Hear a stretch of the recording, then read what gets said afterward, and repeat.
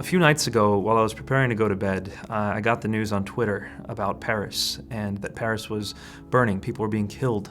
Bombs had gone off. It reminded me very, very much of the fear I felt when I was a Muslim on September 11th, 2001, when buildings that I had loved and visited were brought down by men in the name of my own religion. I understand how the Muslims of Paris must feel now, because I felt that way. Where does my identity come into this? I belong to this nation, but my religion is under attack now. What about these men? How do I understand them? Were they actually representing my faith or not? In 2001, when my world was shaken by 9/11, I investigated these questions carefully. I wanted to see, did these terrorists actually represent Islam?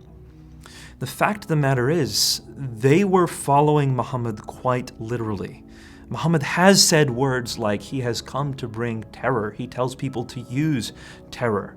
He says, I will expel the Jews and Christians from the Arabian Peninsula and not leave any except Muslims.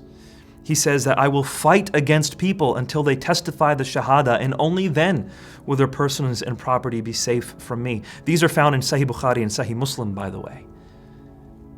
So Muhammad most certainly did say these kinds of things, which ISIS is today using in order to justify what they do. Are they Muslims? Yes. They believe what they're doing goes back to Islam and to Muhammad, and I would say that they're right. But that doesn't mean that the Muslims of France believe that. That doesn't mean that I did when 9/11 happened. No, the Muslims are generally loving, peaceful people.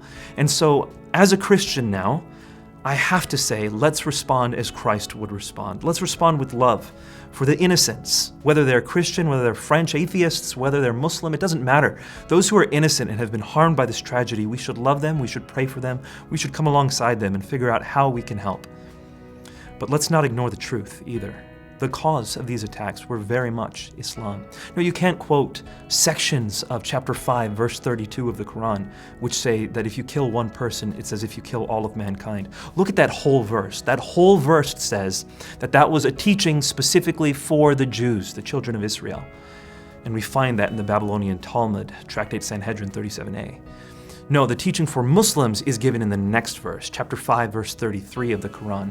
If anyone strives to create mischief in the land against Allah or His Prophet, crucify him, or kill him, or cut off his hands and feet, or exile him. That's what is taught for those who challenge Islam in the Quran. Read the whole context, not only of this verse, but of Islam and the origins of Islam.